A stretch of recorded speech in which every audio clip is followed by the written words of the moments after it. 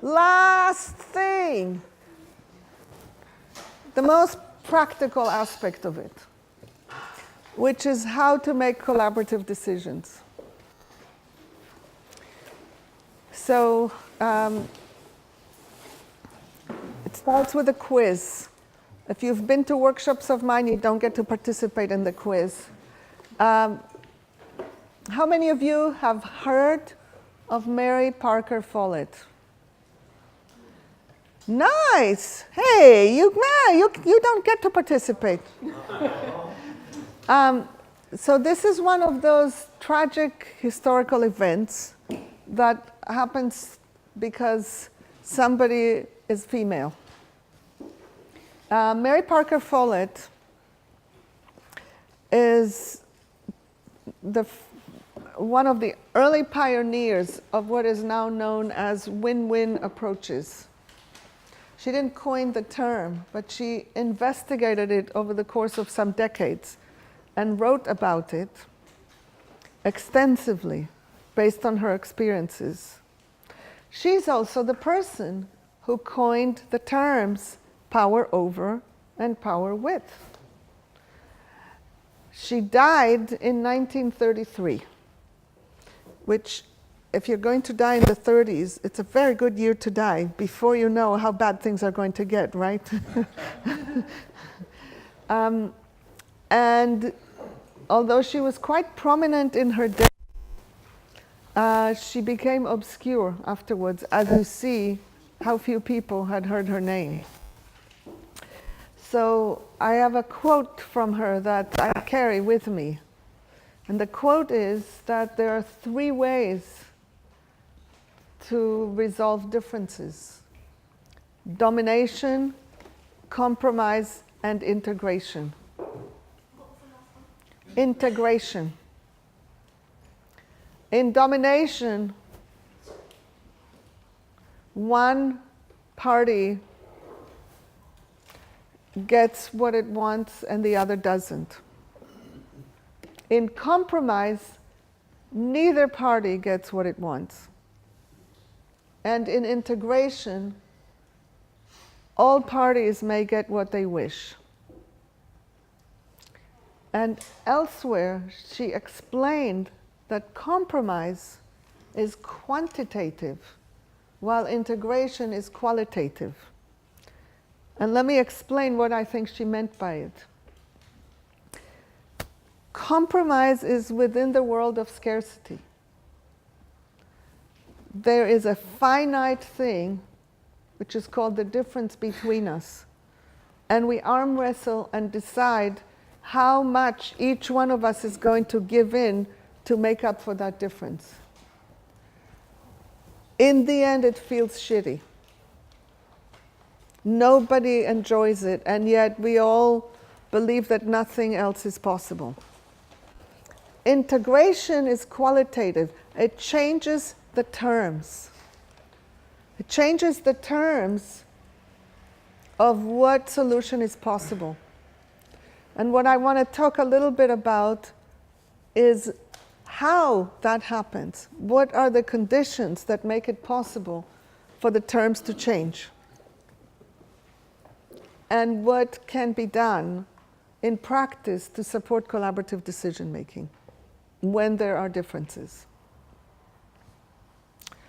So I want to start from talking about one of the deepest human needs that in our patriarchal societies routinely, chronically doesn't get met.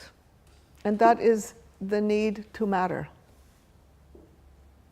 To know that I matter. When I facilitate groups, when I work with individuals and consult, when I do any of the things that I do, one of the core things that I give my attention to is how to give everyone a sense that they matter. Not in a manipulation. It's not possible to do that. It kind of like leaks through. But in a real sense, since people matter to me, how do I show it to them? So to illustrate what I mean by mattering, I will tell a really, really, really simple description of a classic scene that breaks down and why it breaks down. Here's the scene. I come home, I have someone I live with, and I say, would you wash the dishes? What is happening in that moment? There are two questions going on, one of which is asked, the other of which doesn't get asked. The question that is asked is, would you do the dishes? It's at the level of content. It relates to needs for order, cleanliness, support, whatever the needs are that this request is related to. The needs are not articulated, but at least there is some relationship between doing the dishes and those needs that implicitly gets understood by me and by the other person. That question is the one articulated. Then there's the question that doesn't get articulated, but carries much more emotional weight. And that question is, do you care about me? Do you care about me enough to do what I want? Now, the other person, innocent of any knowledge of that, answers the question as asked. Oh, I'm tired. I'd rather not do the dishes today. The person believes they answered this question, would you do the dishes? And they gave an adequate answer. My organism, with a permanent deficit around the need to matter, takes the no to be about that question. Oh, you won't do the dishes. It means I don't matter, you don't care about me. Tell me that you've never been part of that conversation. So, given that we rarely talk about our need to matter, it just isn't part of the conversation. It's too vulnerable. Our dignity is wrapped up around not showing anyone that we have a deficit around our need to matter. Because we are supposed to have outgrown it. And if we still have it, there's something deficient about us and we don't want that to be seen. You know what I'm talking about? Given that it doesn't ever get talked about directly, except if you are near me in ongoing relationship with me, then if I want to make decisions together that build on integration, especially in that context, I need to give you a sense that you matter. We just don't do it. So in the dishes scenario, if I say, would you do the dishes? And you want to say no, while at the same time giving me a sense of yes to my mattering, how would you do that? What would you tell me if you wanted to say no and give me a sense that I matter? How would you do it? I really care about you, and you really matter, and I'm very tired, and I'm not willing to do the dishes. I really care about you, you matter, and I'm really tired? Yeah, and I'm unwilling to do the dishes at the moment. Okay. You leave me alone with the problem in this scenario. And if you leave me alone with the problem, your nice words wash off. Okay. Do you see that? Just hear it as if it's coming at you. Yeah, I've heard this before. Yeah? Okay. So what else can I do? I'm really tired and doing the dishes is not good for me, but I would love to do something for you. What would work for you instead? Okay, so I would love to do something for you. What would work for you instead communicates to me that kind of care.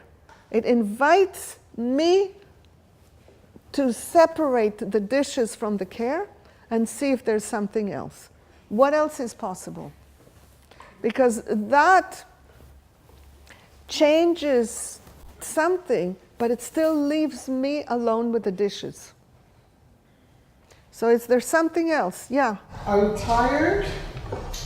Do you feel too tired to do the dishes? No, that's me doing. I asked you to do the dishes. Yeah, that's my response. Or it could be something like, would you mind if I did them tomorrow? Okay, so that deals with the problem of the dishes and offers a different solution to that problem.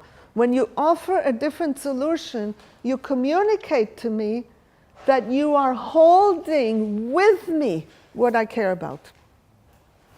Whether it's explicit or implicit in the language of our relationship, I don't know if this would or wouldn't carry. I try to be even more explicit than that, but fundamentally, some way of saying, I'm not going to do the dishes, I care about you, I don't want you to hold the dishes problem on your own, that communicates to me that we are together, I'm not alone. In that sense, I matter. That is absolutely key to collaboration. Co-owning the problem. It's one way to give me a sense that I matter. So do you see the difference between that and what you offered? You dealt with the care without dealing with the dishes. The more trust and familiarity there is between us, the less explicit we need to be.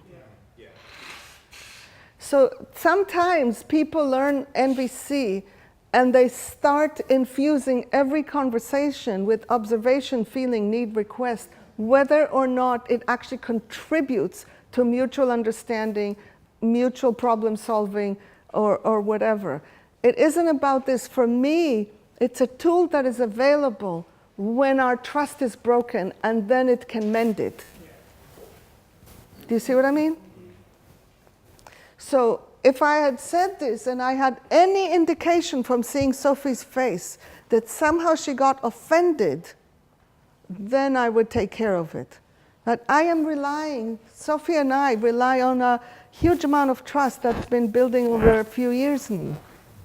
There's no need to do anything because it's there. Do you see what I mean? I don't want to get in the way of what you're saying, but going back to the previous exercise of the people in power and the people who won't say no to them, they may not notice, they may not register the person they'd asked to do something not wanting to say no. Yeah. Yeah.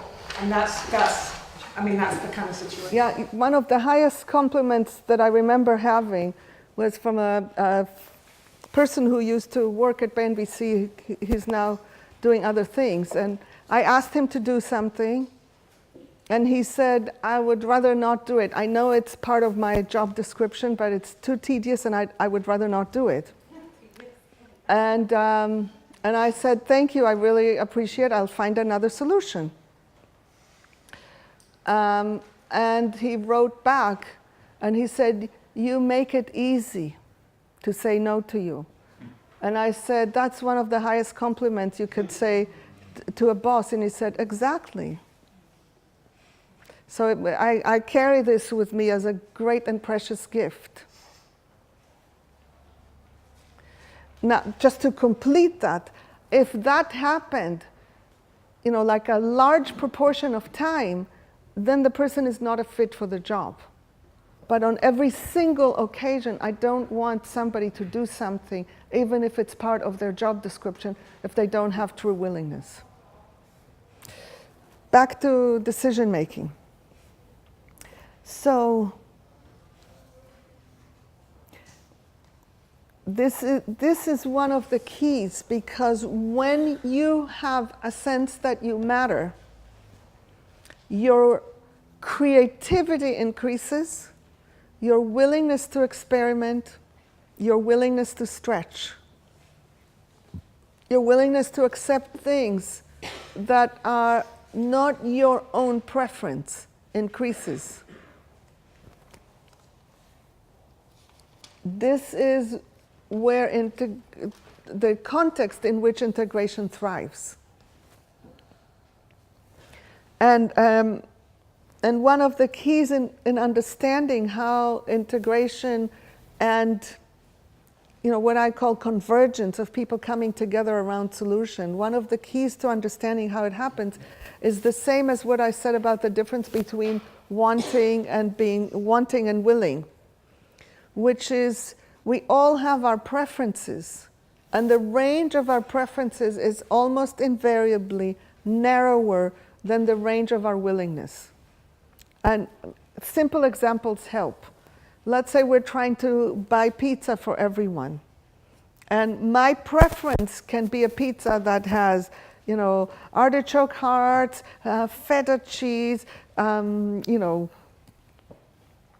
is that thing called?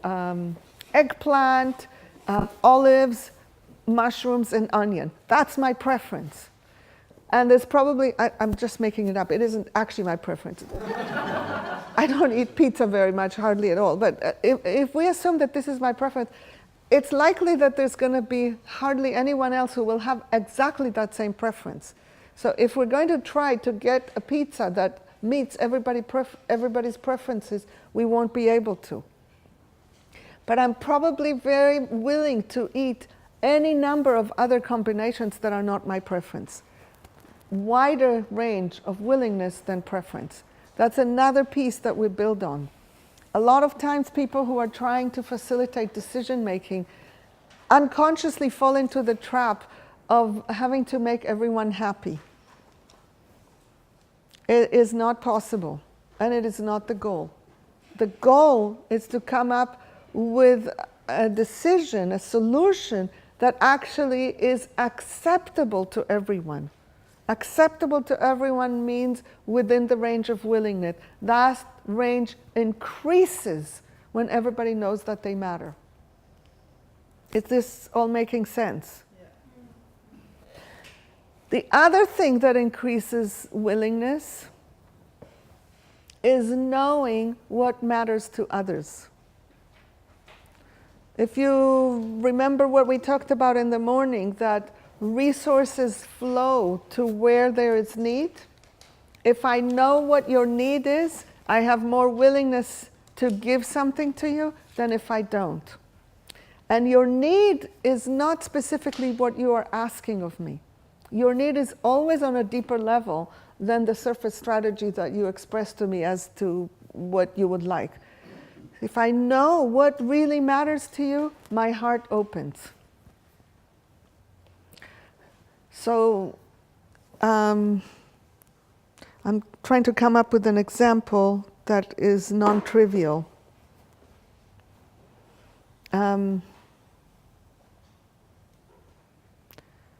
Let's say if I'm asking you not to have side conversations, by itself, you will have a certain amount of willingness to do that.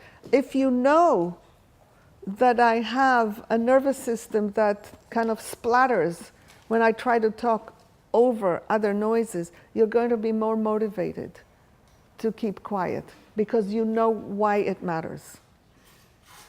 Do you feel that? If you imagine one or the other, you will. It's like, oh, that's why you're asking. Okay. It's kind of like a movement towards the other person. So it's from both ends, both from I care about you and I invite you to care about me, that willingness increases. Another thing that increases our capacity is making a commitment to a solution that works for everyone. It is one of the ways that we can almost instantly increase the level of function in an individual or in a group. Not indefinitely, it doesn't stay, but it can be invited back there repeatedly. Every time I ask someone, okay, in this situation that you're talking about, what would be a solution that would work for everyone? I see in their face, in their body, that they're rising to a level of looking at the whole. It is evolutionarily available to us, and we are unhabituated to thinking in that way because of centuries and millennia of competition and scarcity. We are not habituated to thinking about what would work for the whole. We are habituated of thinking of what would work for me or you, and this perpetual sense of protecting or giving up. If I ask people what would work for everyone, it rises up. So having a shared purpose, clarity about what the problem is, co-ownership of the problem, co-ownership of the solution, knowing that I matter, knowing that you matter and what matters to you, then we can get on with the task of coming up with a solution that works for everyone. I want to pause, see if there are questions so far. This is practical but quite dense, so I want to slow it down for digestion time. Yeah. Would you mind just saying that last bit again a little bit more slowly? Because it sounds like you brought all those pieces together in one. So you said, I only got the part of co-ownership of the problem. Yes, shared purpose. Shared purpose. Co-ownership of the problem. Knowing that I matter. Knowing what matters to you. And the commitment to a solution that works for all of us. All of these increase the capacity to solve the problem together. How specific do you make the purpose of this meeting, this project, Save the World? Yes. All of them? All of them. So you would have it maybe listed? Or... Yes. It's fractal for me. What is, let's say this day, what is our purpose for being here together today? It's, I don't know, we didn't actually create a shared purpose. So it's more like I set the purpose and that selected the people who ostensibly came here to share of that purpose. We didn't go through a process of shared purpose. What's the purpose of this segment? To look at practical tools for how to solve problems. What's the purpose of this moment? To connect and get clarity on something that is unclear to you. What's the purpose of my words right now? To illustrate the purpose of purpose. Do you see what I mean? At any level we can do it. So if we are, let's say, building an organization, I like there to be a purpose for the organization. A purpose, clear purpose for each team. A clear purpose for each person working within each team. A clear purpose for each meeting. A clear purpose for each agenda item and how it relates to the purpose of the meeting. And when you look at it this way, you will see how completely we don't work in that way generally. Yeah? And this sounds like it's in your convergent facilitation process. Is there a process to work out purpose? I have an exercise that can be done for how to do purpose. Yeah. Some options around how it may be handled if one is faced with lack of ownership or hearing, this is your problem. Hearing, this is your problem? Yeah, it's not my problem, it's your problem. What I am hearing when somebody says, this is your problem, not my problem, I am hearing in that I don't matter here. What if that is not a person but an organization? Can you say the specifics? I mean, it's too abstract for me to be able to address. Organizations disclaiming responsibility for the problems they are causing, No, you're whether saying it's in terms of... A specific example, not the principle, a specific example. Whether it's polluting somebody, your neighbor's garden, or flooding somebody, things like that.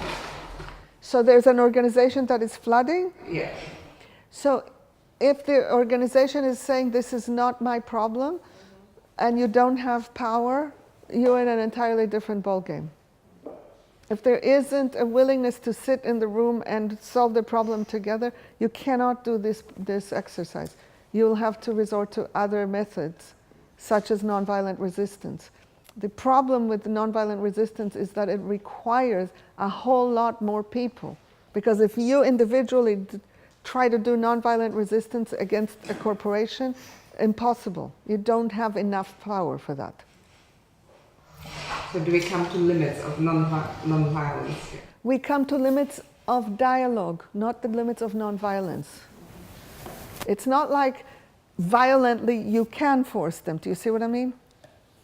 Yeah, you had a question? Just one thing when you ran through that list, I was thinking one thing I've been thinking about recently is the thing of co-owning risk as well. That feels a really important part of Yeah. And if you don't have that fully articulated, there's always some people carrying more than others and then knowing that. I'm appreciating that you're saying this because it leads to the next thing that I wanted to say, which is that people converge way more on practical issues than on ideological differences.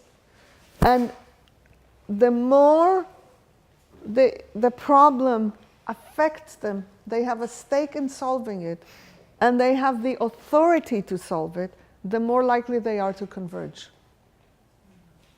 If you bring together a bunch of people to talk about ideological differences, they're very unlikely to converge.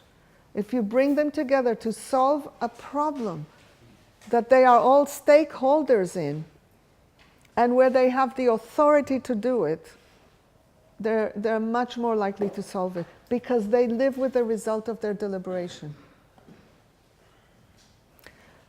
And second best is if they don't have the authority, but they recognize the moral authority of bringing together people from across a whole set of positions, that when that converges, it carries a tremendous amount of moral authority.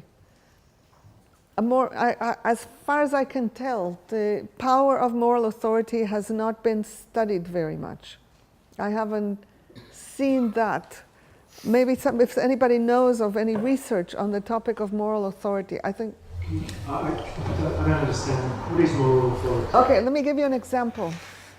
The longest standing project that I worked on, I mean, it's done, but the longest project that I worked on was in the state of Minnesota. I facilitated a process of collaborative lawmaking.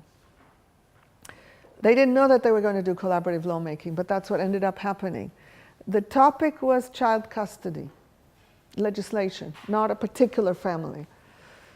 And the group included a few legislators, a couple of judges, family lawyers, community advocates, child psychologists, and kind of like a whole range of people. It was entirely informal. They didn't have any authority to solve the problem. We came up with proposed legislation. It doesn't really matter what the difference was or what the issues were, but we came up with proposed legislation that all of them said was better than what was there before. And they brought it to the legislature. There are, I think, 186 people in between the two houses of the legislature. Only 3 voted against it, whereas before there was a lot of controversy on these topics. What made the difference? The moral authority of all these people coming across the entire range of positions and opinions, and they all agreed unanimously that this is better. That carries weight with the legislators. Do you understand now what I mean? So I have a deep faith in the power of moral authority. So one of the things that I'm putting it out whenever it comes up, and who knows, one day I will sit in a room with someone who says, I can make it happen. I'd like to be in a room with the following group: CEOs of energy corporations, climate activists, climate scientists, people in, random sample of people who are in communities that are likely to be affected by sea rise, like say people from the South Pacific Islands who are, in the process of losing everything they have. And I'm not being fully exhaustive, a group like this that comes together with the task of coming up with policy recommendations that they all agree to. They do not necessarily have the power to change anything anywhere. But if this group comes up with policy recommendations that they all agree to, I can't think of a government in the world, even Donald Trump, that wouldn't go along with it. That's moral authority. It's not physical power. it has weight because there's so many people who have agreed to it. It's weight because it's across the range of opinions and power. In Ireland, there was recently a referendum on the abortion. I'm curious how many people know the process that led to the referendum. Who knows about it? It's so tragic that it's not known because it was such a huge experiment in democracy. There was a random sample of 99 Irish citizens that worked together for several months studying the issue.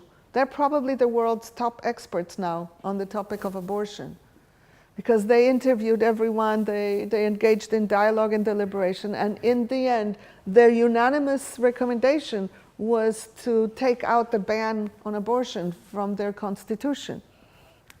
That was the moral authority that led the government to put out the referendum. Yeah, clear? So that is the kind of like the set of principles, and I want to give you 2 skills that help navigate the process. All this is in lieu of actually teaching you convergent facilitation, which there isn't enough time. One skill is extracting from what people say the underlying principles that describe what matters to them,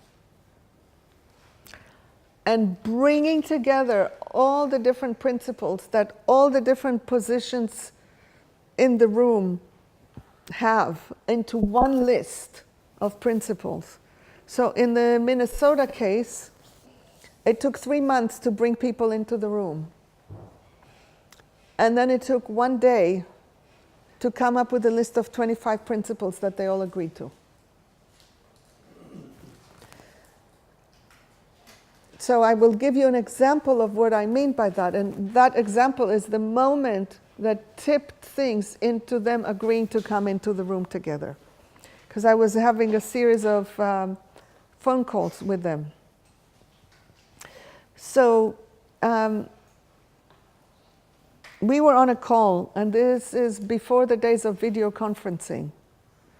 So it was on a phone call, and before even the days of the Maestro conferencing, if you even know about it. So I don't see their names, I don't know who is on the line or who is speaking. They need to say who they are, so I know it's, and a lot of noise on the line because you can't mute people, all of that. And the issue on which they were divided was the question of whether or not there's going to be a presumption of equal shared parenting. Just for simplicity, let's do that. A presumption in legal terms means unless there is a reason to do something else, that's the default. That's what presumption means. Just like we have the presumption of innocence. Unless proven guilty, you are assumed to be innocent. Unless there's a reason not to do it 50-50, more or less, that's what it would be. That was the essential element of the debate. At a certain moment, this one guy says, okay, look. And you know, whenever somebody says, look, it's not going to be pleasant afterwards, right? It's never pleasant after somebody says, look. So it says, okay, look. Some of us just think that a presumption of equal shared parenting is unwise. And that's all there is to it. It's a philosophical difference. I didn't have enough information at all from this to know what mattered to this person. So I had to ask.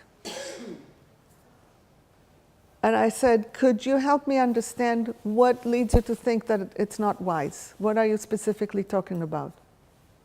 And then he said, you know, it can result in situations where it's equal parenting and it doesn't actually work for that family. That was enough information for me to know what was the core principle of what mattered to him. And that was, I said to him, so is it that you want each family to have the arrangements that work for that family's needs? To which he said, that's exactly what I said. And of course it wasn't. I said, okay, thank you. And then I took this huge risk on this noisy line without seeing faces, without knowing knowing who else was and all of that, I knew that somebody else who was on the line that had the opposite opinion was there. And let's say her name is Joan. And I said, I bet anything that Joan also wants that. Let me check. Joan, do you also want each family to get the arrangements that work for that family's needs? And she said, yes, of course, but. And I said, wait, Joan, the but comes later when we are together. For this moment, I just want everybody to notice that these two people who are in disagreement about whether or not this presumption is a good idea agree on the principle of having each family have the child custody arrangements that work for that family's needs. That was the moment when they understood the power of what was possible and they agreed to come together in the room. So, do you see the difference between him saying, it's not going to work, some people will get the arrangements that don't work? I'm looking for what I call the non-controversial essence. Essentially, I look for something that captures in positive language of what's wanted, not in negative language of what's not wanted, but in positive language of what's wanted, capturing something that has the essential meaning that the person is talking about, while being non-controversial. You can always get to a level of non-controversy by using the NVC needs list. And you lose too much when you do it. Because the level of abstraction that is in those one-word needs doesn't allow you to actually solve problems. It allows you to create the, okay, I'm being understood, but not to create the parameters for proposals. So what I tell people is find the most specific way to reach non-controversy. Because the more of the specificity you are able to capture in the principle, the easier it is later to solve the problem. Give us an example of one of his statements. I just did. So I was waiting. No, I just did before. The guy said, it's not going to work, blah, blah, blah. And I said, you want each family to get the arrangements that work for that family's needs. That's a principle. That's it, okay, yeah. Yeah, that's the principle. If you were going to go to one word, you would say flexibility, and that tells you nothing. Do you see what I mean? Yes, yes. It doesn't help you solve the problem if you just say the one word.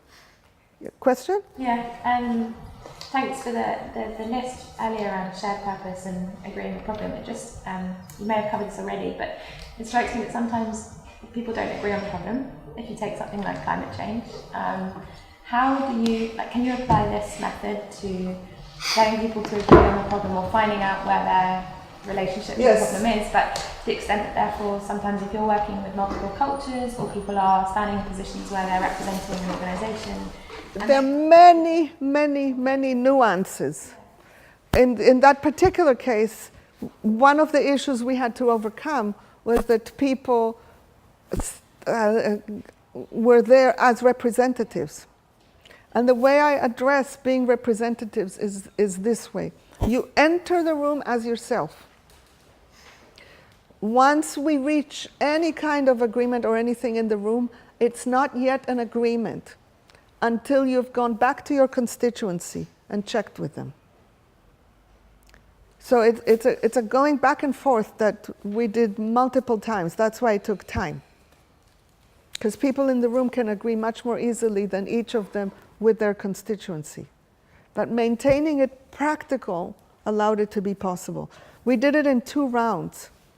The first round was very small baby steps, really, really, really little changes. Maybe there were 5 changes in that first round, and then one of the constituencies said no go on one of those 5 changes. We tried to work with them. We had an extra meeting, and It didn't happen. So of the 5 changes, only 4 went through. The next round, which was the next legislative session, we changed, I think, 16 different pieces of legislation, including something called best interests of the child's factors, which is the foundational legislation that guides courts in many matters of dealing with children. It was completely rewritten. And it wasn't the original mandate. It's that if you're going to actually solve the problem in a way that works for everyone, you sometimes need to dig deeper. But by then there was trust from the previous round where everybody knew nothing is going to be imposed on me. Do you see that? I feel like sometimes people don't even agree that there is a problem. So how can And it was true in this case. But you can always show people that there is one problem, and that is a problem of some people having a problem. If some people have a problem, we already have a difficult situation. So I don't have, if people won't get into the room to solve the problem of climate change, they may get into the room to solve the problem of the polarity of there being some people that believe climate change is going to destroy us and some people believe there's no such thing. And how are we going to deal with that moving forward? Do you see what I mean? Yeah.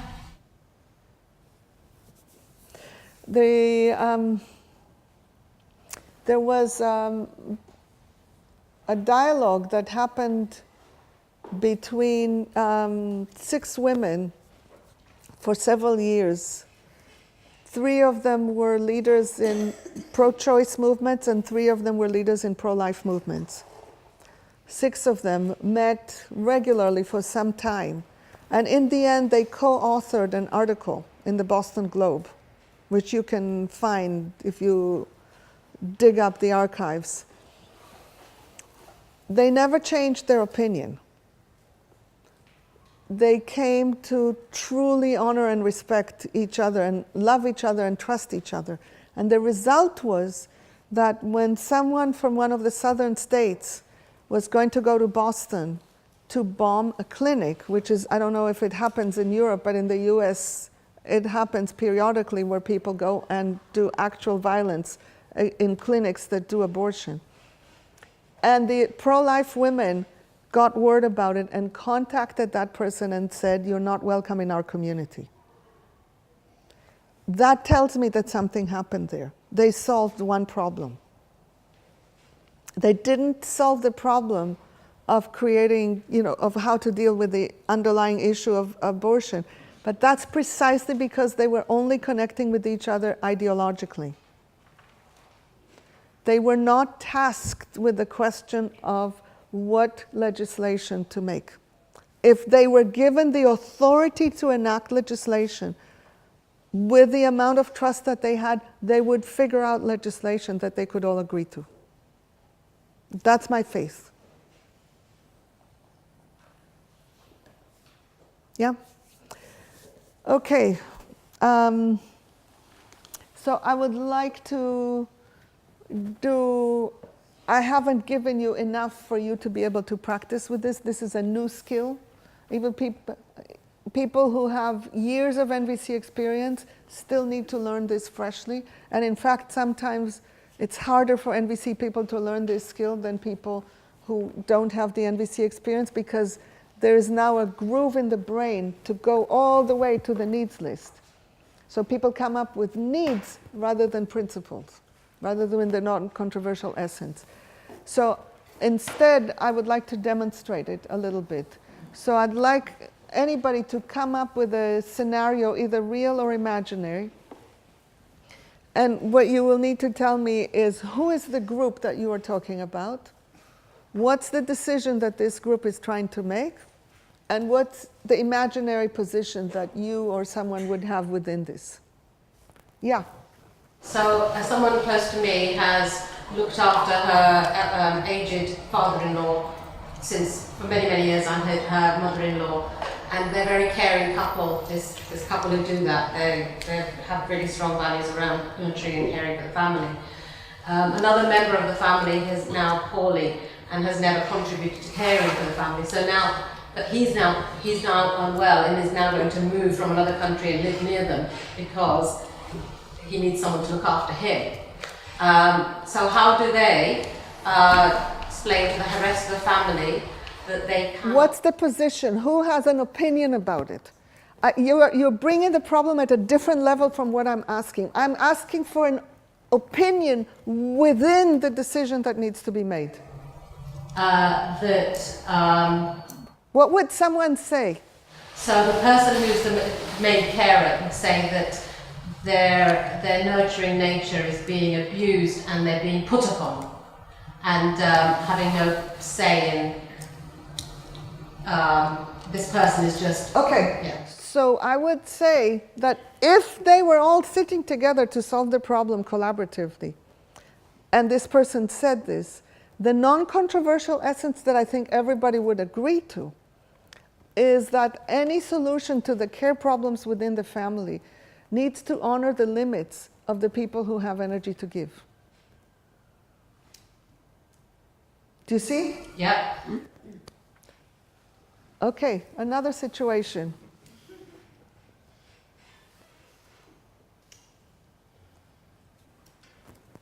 I have an issue at the moment. Okay, I'm going to repeat so that it gets on the video because I don't think your voice gets... I'm a board administrator in a difficult community. You are a board administrator? Administrator. Yeah. The difficulty I have is two members of the board don't want me to speak at all. To each other? To me. They don't want me to speak in the meetings, basically sit in the back and take... Okay, and what's the decision that you need to make The together? decision is to decide how they how do they go about collaborating to make problems, because what we have at the moment is a massive fraction. This is a process decision, very complicated. I would like a content decision. It's much easier to demonstrate this with. All right. So, for example, we're going to have a community fair. I would need approval for the newsletter and to... You need approval? Approval from them, just to do every single thing. To do a newsletter, to send a letter out. Okay, so you want to write a newsletter, and what are they saying against the newsletter? They're not happy with the content. They're just not happy with spending money, basically. Anything that's going to cost. Okay, so they're not happy spending money. This is too abstract, but fundamentally, it's actually incredibly similar to this one, which the principle would be that whatever newsletter is going to go out needs to honor the financial limits of the organization. And you would agree with that? Yes. Yes. Yeah. Is there another example?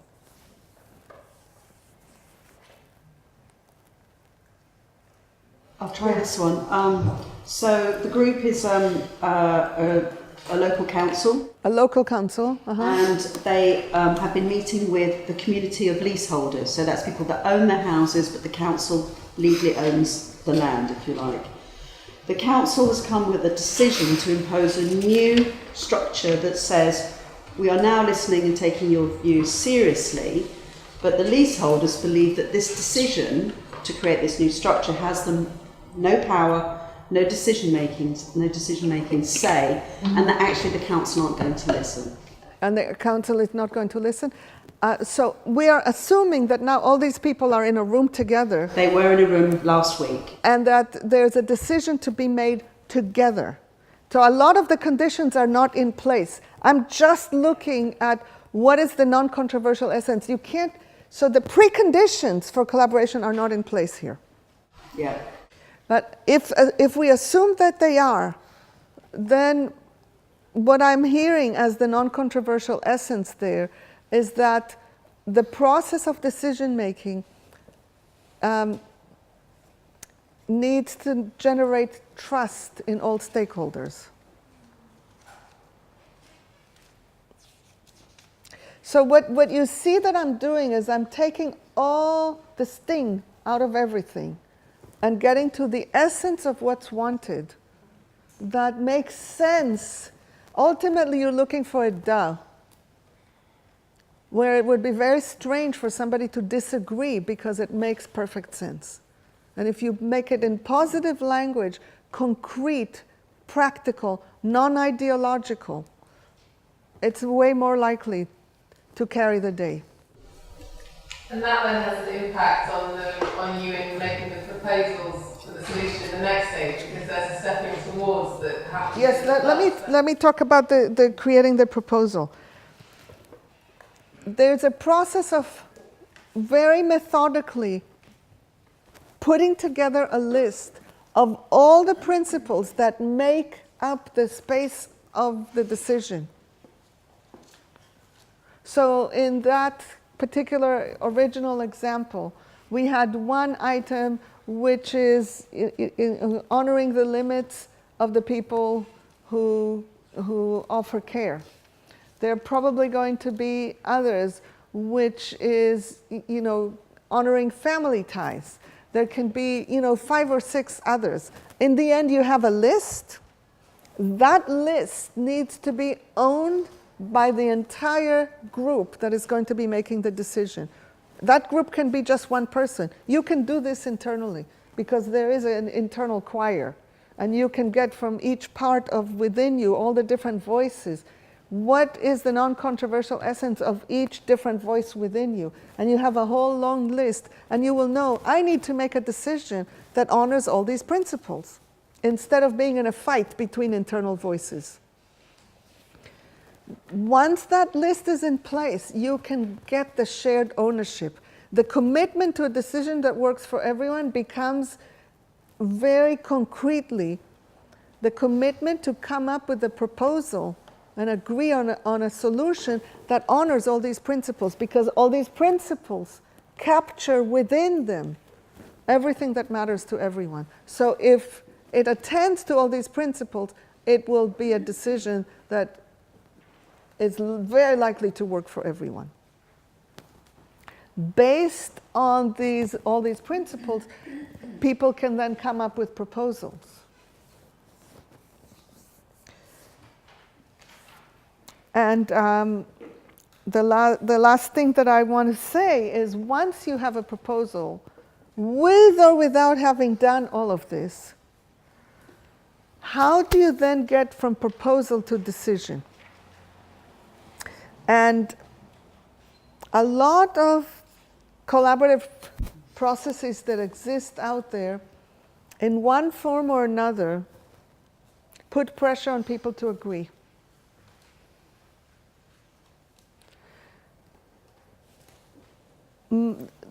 I instead advocate the very counterintuitive thing, but it links with what we talked about in the earlier segment. The counterintuitive thing is to invite dissent. Inviting dissent is once again a way to show people that they matter. So, okay, here we have a proposal. Sure, we looked against all the principles and it looks like it's okay, but still I want to invite dissent. So the question would be, essentially the question is who disagrees, but how to ask the question is both an art and an almost science. Almost, not quite. Because I'm looking for a question that will give me as much discussion as is relevant to where we are. So let me give some examples. Let's say that I am bringing together a large group of stakeholders for some community development project, and it's a very low trust group, which all of them would be initially. Any community development project initially would be an incredibly low trust group. There is significant trust that you generate through creating a shared list of principles. But that trust can disappear in an instant. If we are early in the process, I sustain the trust, the creativity, the collaboration, all of it, by making it really easy to express dissent. Especially if this is a development project for years to come, I want to have a lot of discussion so that all different points of view, all different needs, all different concerns can be integrated. So I will ask the question, inviting the dissent in a very open way, which could look something like, okay, we have a first draft of the proposal, and now is the time to express any concern that you have, small or large, it doesn't matter. Right now, we are going to discuss all the concerns that are brought up so that draft 2 will be much better at addressing everybody's needs. So please, if you have even a small thing that doesn't work for you about this early draft, you will be serving everyone by saying it. You see how I'm making it like I'm putting a red carpet in front of you to tell me what isn't going to work about this. Once we get to draft 15, I don't want to do the same, because you already had 14 chances to express dissent. At draft 15, I might say, okay, it looks like we're almost ready to roll out, and we don't want to steamroll over anyone. So if you still have any significant concerns that you believe will interfere with us working well, please express them. But otherwise, if it's something small, that time is over. So let's hear whatever truly significant concerns you have, and that's draft 15. Draft 35, I'm just playing here. I don't believe we get to draft 35, but just to prove a point. Draft 35 is like, okay guys, we are now, the budget for us sitting here and discussing is almost over. It's time to decide and start implementing. So unless there's something that will get you to move out of this community, if we adopt this proposal, it's time to move on. But if there is something that will get you to move out of this proposal, please say it. By then you have established so much trust that if there is something like this, people will articulate it. And otherwise people will self-recognize that we've done the best that we can to make it work for everyone. Yeah. If I work in a community group as an activist, sometimes it's a higher level of dissent, particularly if it's very disparate. But in my professional life, it's like hard to get anybody to object to anything ever. You know, it's sort of, yeah, just, yeah. You know. So I cannot possibly, this is not a training. No, this is, no, but I'm saying this, what I'm doing right here is not real training. Yeah. I'm just giving you like little tidbits for you to experiment. You will need to adapt to the audience, the culture, the purpose, the time within the process that you are, the significance of the decision and all of that. And one of the factors for you will be that there's a norm of not expressing dissent. If there's a norm of not expressing dissent, you need to lower the threshold and make it easier for people to express it, invite it more fully. If there is a culture in which people voice dissent just because that's the way they know that they matter, you probably need to take care of the mattering need earlier, and by the time of the dissent, raise the threshold so you won't have to deal with unimportant things. Do you see what I mean? It's like you need to constantly change it. So the art is intuitively knowing how much discussion to invite. The semi-science is to know how to match your language to how much dissent you want to invite. Yeah. What do you recommend if people don't create time for these kinds of processes, or if you're making a decision but there is no budget, or there is no, there's a lot of things that need to be done under pressure or perceived pressure, and you're kind of trying to move things? For me, one of the things that I like to do feels very brutal, which is to make visible the consequences of what happens.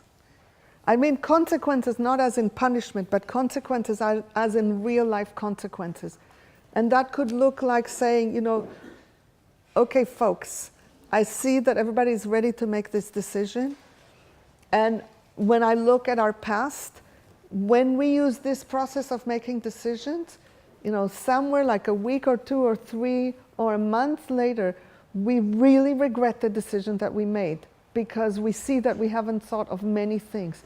So I would like to invite us to slow down and hear some of the concerns that people might have rather than go later. And I'm wondering if there's anyone who truly finds that it will not contribute to us if we do it. So you use the process to get agreement to use the process. Do you see what I mean? So my question links to that. If you could elaborate a bit more on preconditions for collaboration, bringing people to the table. The preconditions are simply willingness. That's ultimately all that it is. That people are willing to come into the room. If you can't get that, then you can't do a collaborative process. Are there certain needs that needs that we maybe can't tell or see, even if you look at Maslow's hierarchy, for example, that might mediate whether somebody has a certain capacity for willingness, and we might perceive it as they're not wanting to, but it might be that they lack something that we can't observe. Okay. And how do you hold an inclusive group? Yeah, basically think about it on most practical terms. Why would I not want to participate in a process? Because I don't believe that that process will benefit me. Why else would I not participate? Maybe somebody's overwhelmed, or they have... Yeah, I'm overwhelmed, meaning the resources that it would take to participate appear to me to be too much for the benefit that I believe I would gain from it.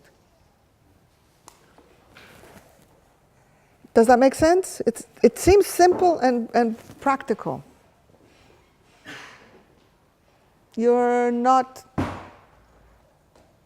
Yeah, I still have a question, but I don't want to take up too much time. I can't answer it if you don't ask it. I guess it was helpful to hear the distinction between wanting and willingness. I just wonder if that is all there ever is, that somebody is maybe not seeing the benefit of them participating, that maybe there might be other things that are going on, and it might not even be that they're able to make the judgment of whether it's worth them participating because, I don't know, perhaps they, if you're really talking about inclusivity, perhaps that person hasn't got a thought for tomorrow because they've got to deal with their immediate needs, or perhaps that person participate in a process like that, or they would like to and they see the benefit but they just can't. So how do we... Fair enough. So if my goal is to get people in the room and there is, you know, it's clear that there is a no in the air, the only thing that I know to do is to individually connect with the people who are not coming into the room to see what's going on. And I find that the more I think in terms of what is it that they're saying yes to, rather than in terms of why don't they want to come, I am more likely to come up with solutions that would allow them to come into the room. So if the person is saying yes to, I don't have childcare, leave me alone, maybe the way to get them into the room is to provide childcare.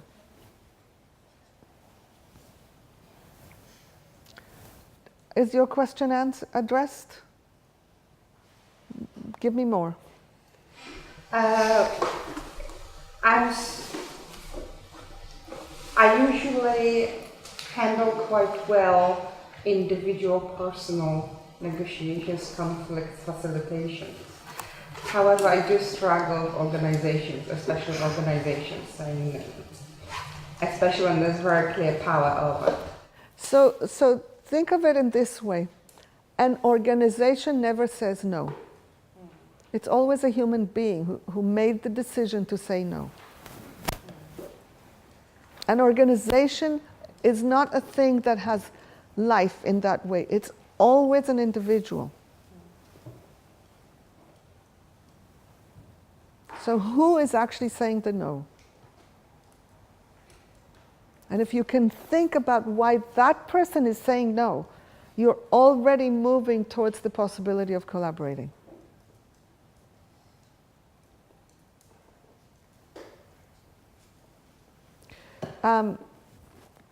Some time ago, I participated with a group of people in a process of submitting a proposal for a competition on creating a global governance model. We did not win the competition, which is I'm not surprised about, but I'm really pleased about the model that we came up with. And one of our core principles that we stuck with, that affected everything that we created, is something I would never have thought about before our very intensive discussions, which is that whatever we came up with had to work for the most powerful and the least powerful. Think about it. It's very easy on paper to come up with models that work for the least powerful and not for the most powerful. And those models will go nowhere because we lack collectively the power to make them happen, and because ultimately if we do them, they will recreate the world that we have now, even if we had the power. It's very easy to come up with models that work for the most powerful without including the least powerful. That's most of what all development aid organizations or whatever do. So creating something that works on both ends, to me, creates a robustness that could make it work. But mostly, there's a way that people who are committed to communities, to those kinds of things, don't think about the individuals that are in the corporations as something to consider. And I think that's a big part of why they say no. Chew on it. I am not pro-corporation, don't get me wrong. I just am not seeing that we can get anywhere collaboratively in a way that will create a different world without taking into consideration the reality that unless you have global mass mobilization that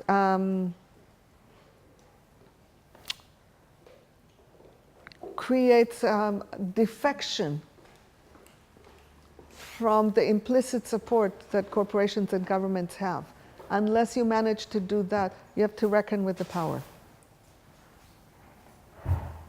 Keep thinking. Yeah. I was just going to go back to something you said actually, which I think was about accessibility, isn't it? So that actually there are always things that we can do to make it more accessible. We don't have to wait until someone says, oh, I can't come to that because I don't have childcare, or I can't come to that because it's not wheelchair accessible. We can actually proactively put those things in place. Of course, of course. It wasn't such a great example perhaps, but it was the process, not the specifics that I wanted to put out, which is if people don't show up, don't want to show up, tell you I won't show up or whatever, you go talk to them individually to find out what the block is, and then you address it. And my sense is that aside from technical blocks, mostly what you will find is people don't come because they don't believe that the process will benefit them. All right, I think we are ending.